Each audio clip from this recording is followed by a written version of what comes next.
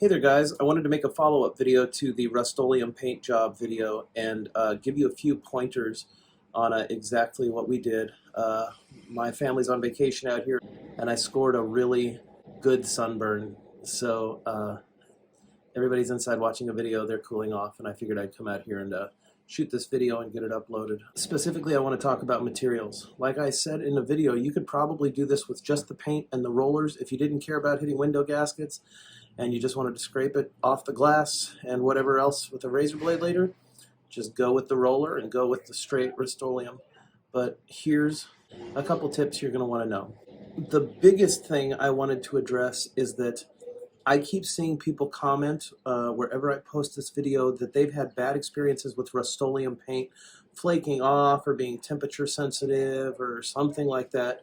And I want to make it really clear that's the reason we went with this Rustoleum Farm Tough. It's the Rustoleum Farm and Implement, heavy duty, weather resistant, rust preventative. This is a enamel based paint, which means it is practically like rolling on an epoxy. Everybody's talking about how you need to sand it down and put a clear coat on. You don't. You could if you want to, but you don't need to sand it down and put a clear coat on it. This paint in itself is sufficient. In fact, this paint is even a rust neutralizer, although I suggest sanding off as much of the big loose rust as you can. This is meant to neutralize the rust. This is meant to bond straight to metal or previous paint or primer, and it is meant to give good coverage, and it is meant to not need a clear coat, and it is meant to hold up to terrible weather, hot sun, cold winters, sea salt air, all those things. It's meant to deal with it. That's why we went with this paint, because it's an all-in-one coating. The next thing to address is rollers. I like the 4-inch foam roller. It seems to be the best roller. They are cheap at Home Depot. Get yourself a roller cage. A lot of them come with a single 4-inch foam roller on it, or you can get a painting wand by itself that doesn't have the rollers, and then you buy this 5-pack of rollers at Home Depot or Lowe's, but Home Depot is always my preference. Prices are a little better. What you do not want to buy is the 6-inch rollers and the 6-inch roller cage. I am telling you, what you think is going to happen is that you're going to get more coverage and be able to do the big areas quicker. You won't. It's worse. The 4-inch roller is what you want.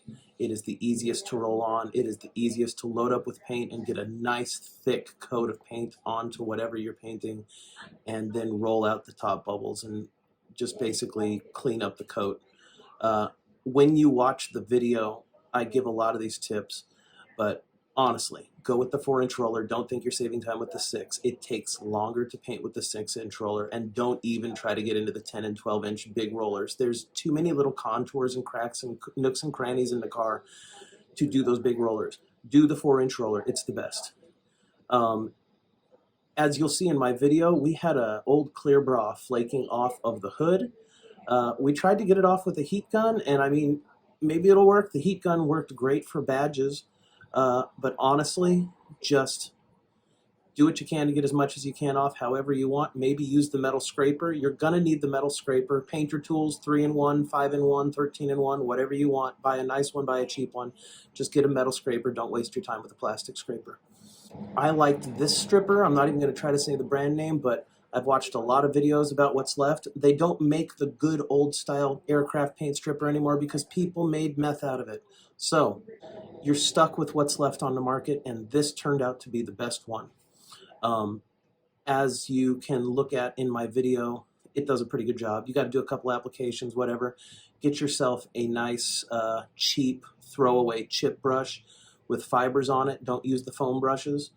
Even in my video, sometimes you're going to see me using foam brushes. The chip brushes, they tend to work pretty good, jamming in paint around the window edges where you can't really get in. Also, for applying the stripper. When you apply the stripper, make sure to give it, 15 minutes after application to really soak in and do its thing. Scrape it off and try to hit it with another coat if you want. Apply as much as you want till you get down as deep as you want. We went almost all the way down to the metal on the hood because it was just so jacked up. The next thing we want to talk about is obviously sanding. You're going to want to get a random orbital with the circular disc. Here's a list of them from Home Depot. Prices are better than what's at Lowe's, and you can see a lot of these are way up there, like $80, $90, $100, $120. You're getting into like the Bosches and the DeWalts and the Makitas, and that's great. And if you plan on using this sander a lot, get a good one. I suggest the Bosch. I like it. The Makita's good. But if you're just buying it for this car project, go to Harbor Freight and get this one. You don't need the more expensive one, and you don't need the square pad one. Get this round one. Now, as far as sanding discs go, you're going to need abrasives.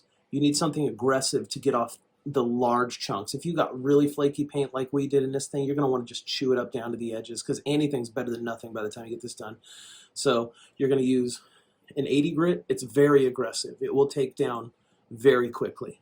Then you can start lightening up the edges with a 120 grit, 220 grit, and ultimately work your way to the 320 grit for the entire sanding. Even of the areas you weren't trying to get chips out, I sanded down the rest of the vehicle with this 320 or some 400 by hand just to scuff up the clear coat on the other paint so something bonds.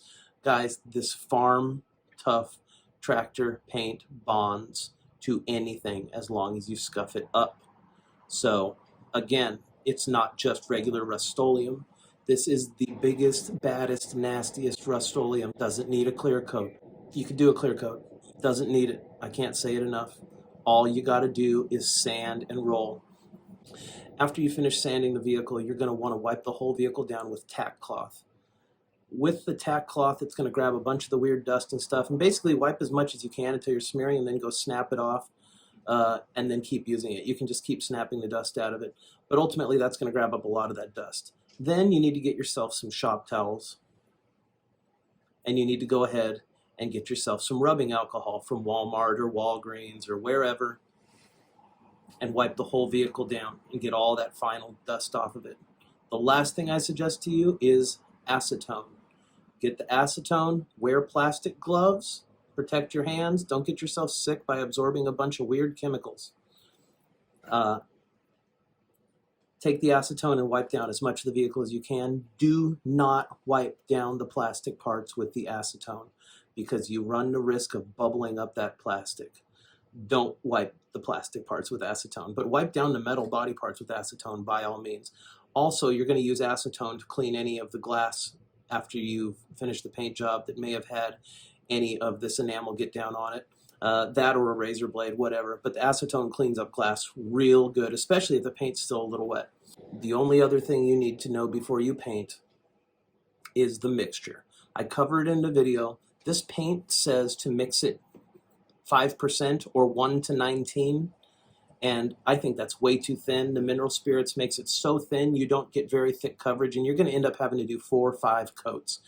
That's fine if you want to take the time to do that. If you want to just do a coat, just do no mineral spirits whatsoever and roll straight out of the can. It rolls on pretty good. And get it nice and heavy so you don't have a bunch of weird, dry, patchy, splotchy parts on there from your roller.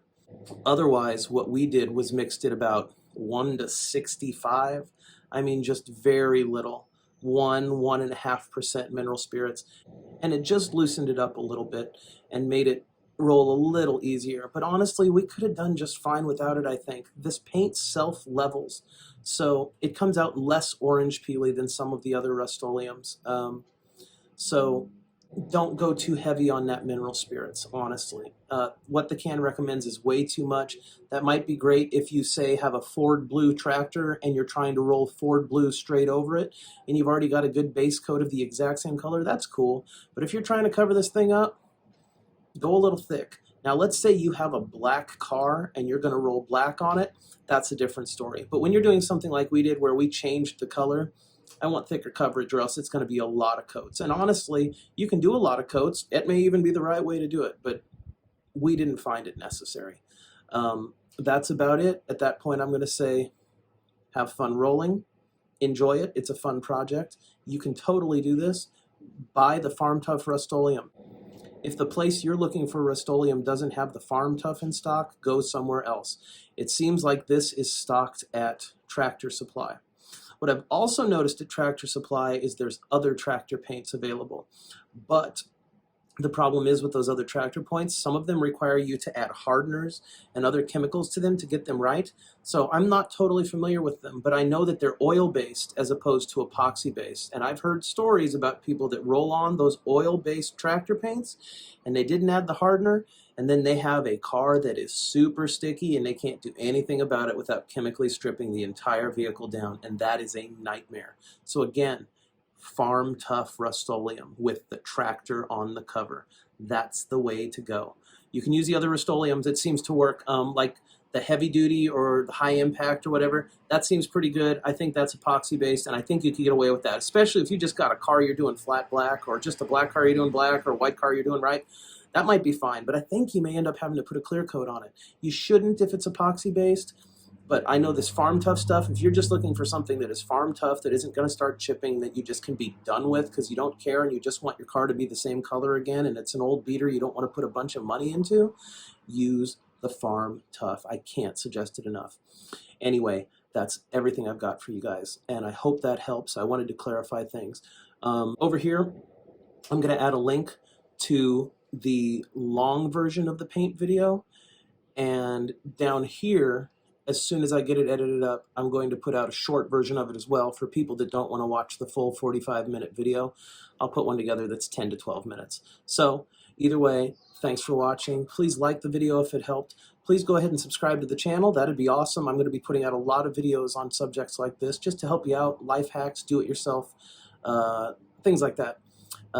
And of course, leave a comment, start a conversation, keep the negativity down. You know, I did it one way, other people may do it another way, and that's fine. This worked great for me, and I know this will work great for other people that are looking for a thrifty way to coat their car. So anyway, go ahead, like, comment, subscribe. I'd really appreciate it. And once again, there's going to be the long version of the video, and as soon as I get it edited and uploaded, there's going to be the short one. Thanks for watching, guys. I appreciate it. Have a great day. Bye-bye.